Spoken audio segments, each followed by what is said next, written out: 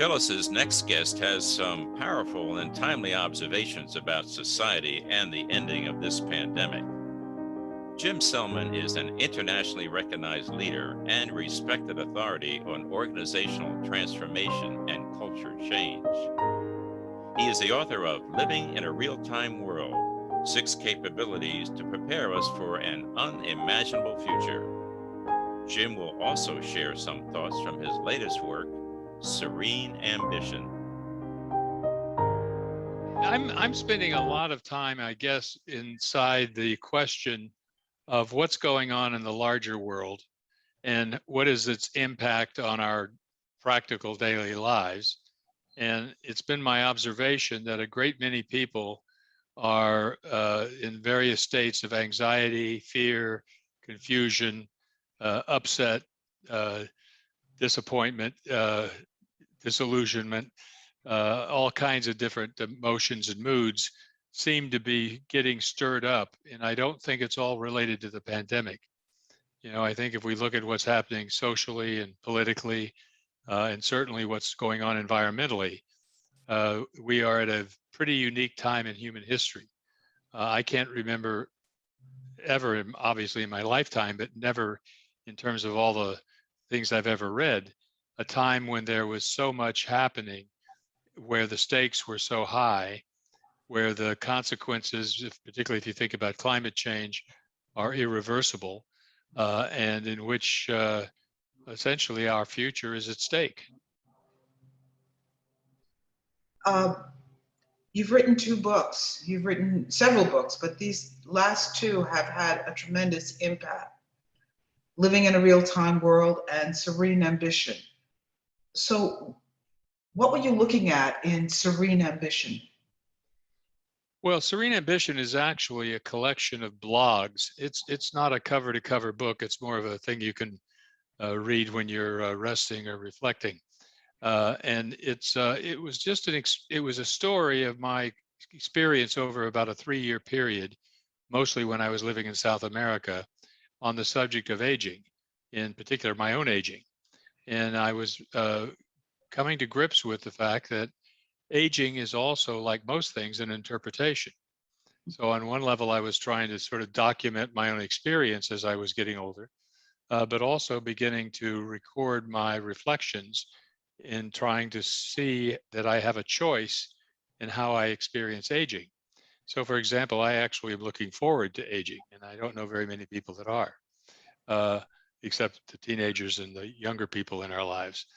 But the notion that age is an interpretation is just simply another variation of the notion that our whole world is an interpretation.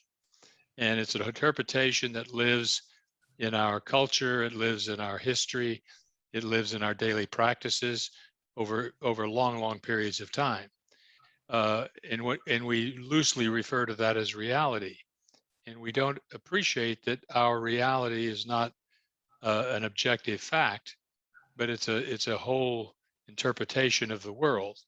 But it's an important interpretation because it organizes how we see things, how things occur for us, and whether something shows up as a threat or whether something shows up as an opportunity or a possibility is the kind of choice that I'm trying to show people in terms of being able to connect people's experience of living with their observation of the world that they inhabit. Our world today, right now, is under serious stress, as everybody knows. We have some considerable soul searching to do, I suppose, in terms of what are we really committed to as human beings. It's one thing to be on a soapbox and talk about climate change and debate who did it or why it's happened or point fingers at each other. But it's quite another thing to think about. It doesn't really make a lot of difference who's right in this argument if you accept the fact that it's changing, and that it's changing in a way that could very well prove a threat to the species. I've just finished reading a book called Radical Hope. And Radical Hope is about the loss of a world, the collapse of a world, the disappearance of a world, of the Crow Indians. And the Crow Indians, for their whole tenure, had lived in the context of the buffalo. The buffalo is their connection with their spiritual world, their practical world, their survival. But they they they lost that when the buffalo were slaughtered and when the buffalo disappeared from the plains. And when their buffalo disappeared, the chief at the time of the Crow Indians was quoted as saying, "When the buffalo disappeared, or after the buffalo disappeared, nothing happened." Now, what he was saying, not that there weren't bodies living, not that there wasn't physical existence, but that the meaning in their world disappeared. And when that meaning left, nothing happened, or whatever was happening had no meaning. The idea is that the author's name is Jonathan Lear, is proposing and trying to show us that worlds have always come and gone. You know, the world of the Mayans, disappeared. And the world of many cultures have disappeared. And in the disappearance of those worlds, new worlds have emerged. And I propose that we're in that kind of a state currently. We're in a state where our world might very well be disappearing. I happen to think that it is, and that we don't know yet what the new world is that is emerging. And so this poses a very central question, which is, how do we function and live together and individually in that state sort of between trapezes, where the new world hasn't occurred, but we're all pretty clear that the old world is breaking down at ever increasing speed. So as that older world, more familiar world, the world that we're comfortable with, the world of our comfort zones, the world of our common sense, as that world is beginning to break down and make less and less sense, and we see more and more anomalies and have our points of view about it, we need to consider, how do you navigate in that reality? How do you make choices? How do you make investments? How do you organize your lives? How do you organize your relationships? What conversations do you have? And so that's really where I've been going a lot during this pandemic. And the reading and study that I've been doing on that subject leave me with a kind of calm, a kind of serenity, a kind of openness that I perhaps have not experienced so many times in my life, where I can really begin to see, I really don't know, like anyone else, what's going to happen. But I do know that we are here. And if we can know that we don't know and not be concerned about it, then we can all participate in whatever ways we do in engaging this new world that is emerging. I'm often using in the book, in fact, I use the metaphor of the Star Trek Enterprise for where the world is, I think. We are literally going where we've never gone before, and we don't have any maps. So we're map making as we go, just like those early explorers when they looked at their existing maps and saw that there were dragons on the edge where the end of the world was. And yet those courageous, adventuresome explorers were committed to the possibility that there was something beyond that. And they were willing to engage and face that. Now we're dealing with a much more complex reality than they were in the 1500s. But at the same time, I think it's a pretty good metaphor, because we don't have clarity around what we should do. And more importantly, we don't have a lot of experience in examining carefully, who are we in the face of that kind of uncertainty. Everything you say has moved me to this question, though. There have always been extraordinary individuals who have been the pillars of societies, even when those societies have broken down. I think of Aristotle, I think of Plato. It seems to me that we need to identify those pillars in our current environment because that may be what we hold on to as we move to whatever is next. I mean, by letting go of certain key people or key ideas, we leave ourselves open to anarchy or chaos. I mean, there are people who think we have to have those things like chaos. But Phyllis, that statement you made is grounded in this notion of your history and my history, and relative to everything we know, we can be afraid or concerned that if we don't do X, Y, and Z, then we will have anarchy or whatever. But we don't even know that. You know, we don't have any idea what would happen or what's going to happen or what's going to emerge. This really is uncharted territory.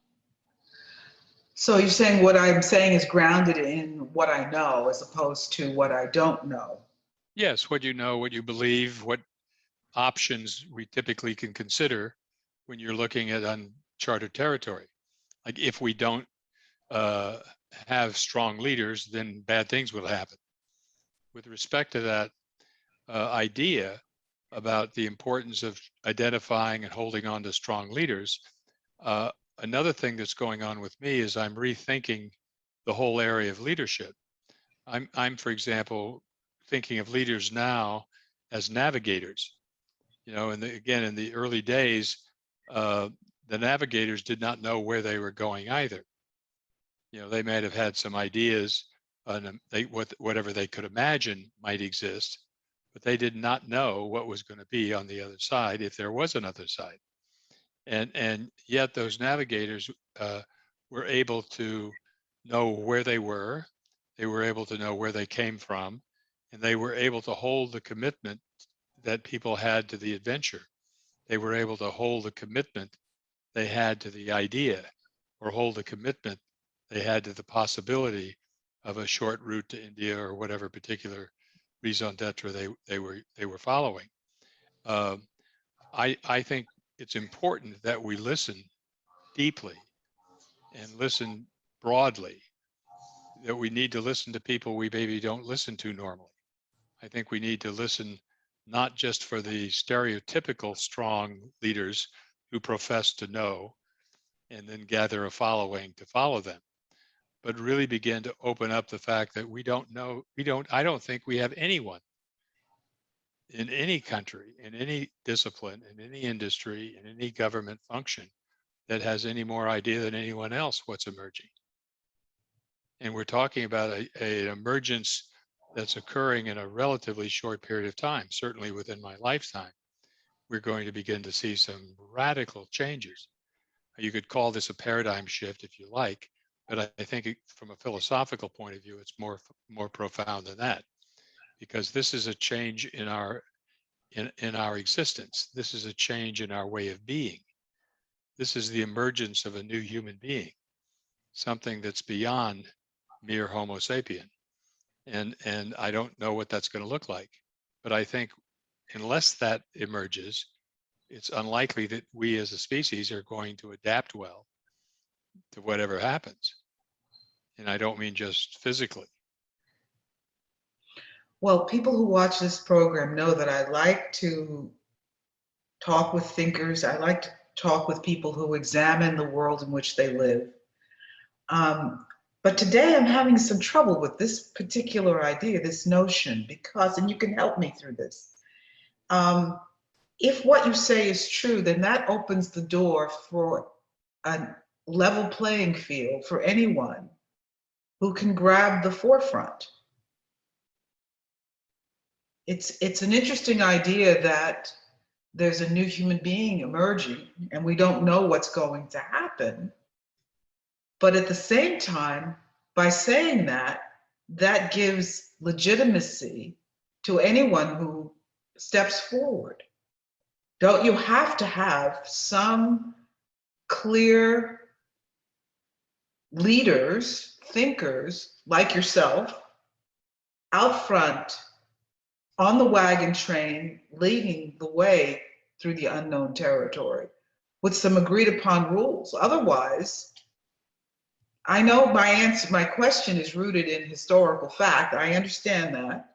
Well, I don't deny that there certainly is going to be a sort of a sequence of situational leaders, and I think people. You're right that anyone could rise and step to the front of the train, in much the way if you looked at a flock of geese, the same bird is not at the point all the time. You know, they fall back and they adjust and they adapt to whatever the particular situation may be. That's one of the metaphors I use in my book about living in a real-time world. But the point here is, uh, I, I don't know, and I don't know that anyone knows. So all that any of us, I think, can do is take umbrance with the fact that we are co-creating this future together, and that you know there.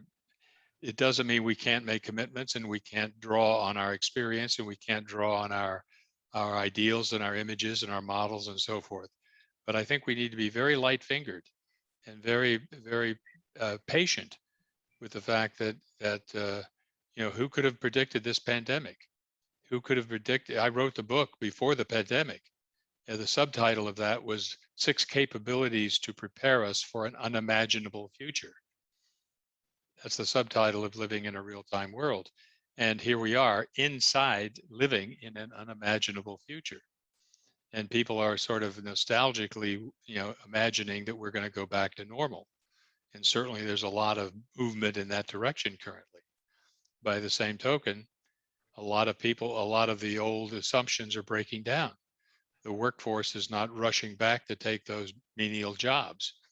You know, people, the millennials, for example, are not willing to engage their lives in rote labor and you know, go through the motions of work in order to make a paycheck. And again, that's all part of this sort of reconfiguration of reality that we're in the middle of, I think. So I wish I had some answers, but I don't. I do have a belief that it's all emerging in a positive way, but I can't even say that. I mean, the whole idea of modernity and progress and the future is inherently going to be better than the past. You know, that ain't necessarily so. You know, and it could very well be that you and I have lived in the golden age of human beings, you know, and that we're in for a fairly dark future. But my concern is not whether it's going to be bright or dark or whether to be optimistic or pessimistic. I think it's simply to wake up and say we are in the middle of the ocean right now. You know, we're in the middle of the transition, and we are without any certainty about much of anything, except who we are, maybe where we came from, and whatever future we can imagine creating together. It would be easy to end the interview on that point because it's well made. But let me discuss another consequence of this. In those times when we did not know as a civilization about the future, religion played an enormously important role. Based on not knowing, that gives a lot of fodder to belief systems cropping up again. Because if you don't know, you make good stuff up. So do you see that as a possibility? I already see it in our society, but do you see that as? Sure, I think we are going to make it up. I mean, there was a definition of transformation I read once in a book called The Truth About the Truth. And it was talking about different philosophical pathways and traditions and so forth. But it said one of the pathways is called transformation. And what does that mean? Well, transformation basically means making it up and pretending it's real. It's imagining the future that you want and then living as if that's true. As if that's true. And if your actions are consistent with that vision, if your actions are consistent with that possibility, then eventually either will be realized and manifest, or you'll abandon it and have to make up something else. Well, it is a delight to talk to you, Jim. I mean, it's always takes me into a new place. It makes life worth living right now. And I look forward to future conversations with you. Thank you, Jim. Well, Phyllis, thank you so much. This next interview is with someone who I absolutely loved and adored, who's no longer with us. Kristen died last year in June. She was living in her home country, Scotland. She's one of my favorite people. I met her while I was on the faculty at Emerson College in Boston. Kristen went on to Columbia University and also is responsible for the professional voices of so many of the great actors and actresses that you know today. So I share this with you, and I'm so grateful to having had the privilege of knowing Kristen Linklater. I've known Kristen for years, but I had no idea all the important actors she has helped to express themselves. From Patrick Stewart, of course, my favorite, Alfre Woodard, Donald Sutherland, just to name a few. We would be here all night. And you are known primarily for this extraordinary view you have about the use of the voice, as opposed to voice technique, working with the natural voice. So I want to start by asking you the first question. Don't you have a wonderful voice just because you're from Scotland? You've rumbled me, yeah. It's not my training. It's my genetic background. Probably, I think rain and wind are very good for opening up the voice, opening up the throat, being in touch with nature and so on. I did, and it's true, I do have a family voice. The family is vocally pretty strong, I have to say. And I mostly work with people whose voices are not big and strong and rich and full of range. I mostly work with people whose voices have been scared into hiding. Little voices, hiding behind their noses, hiding in their jaws. It's very hands-on work because each individual has their own physical habits that I need to interfere with if we're going to change those habits. And those physical habits are usually to do somehow with protecting, with defending, with holding on. And the first place that people hold on is in their breathing area, so that these muscles get tight. And when these muscles get tight, then breathing is compromised from within. And I very often have to come round and put my hands on the belly and say, oh, couldn't you just let those muscles go and let the breath come down to this place? How does that feel? And people either burst into tears at that point, because when you start to breathe and you haven't been breathing for 10 or 20 years, it's amazing the stuff that may be locked behind those tense muscles. And sometimes they laugh, and sometimes they just say, that feels so much better. Can you have an effect on someone who's had a bad habit for a long time? Yes. I mean, the earlier you catch it, the better, obviously, because it's all to do with consciousness.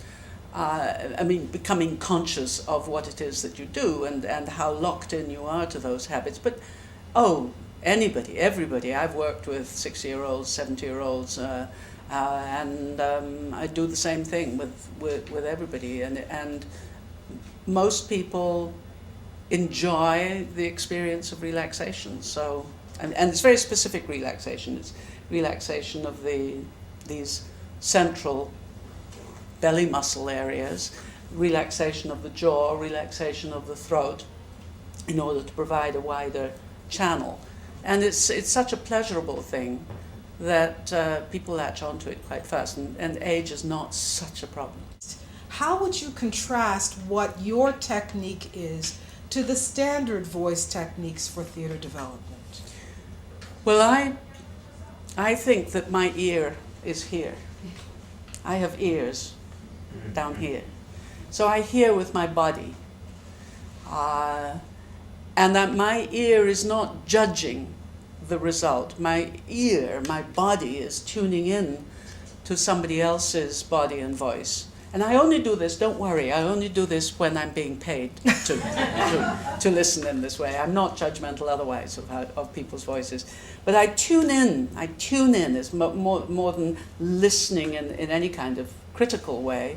And I think probably the more conventional ways of training say there is a specific result which we want you to get to, there's a way you should be speaking, there's a placement of your voice which you should be achieving, and we can call that right or wrong. So it's more a judgment of results, and I'm much more interested in the causes, causally, what is allowing the voice to reveal the person. That's what the voice is for, is so that we can tune in to the person behind the voice.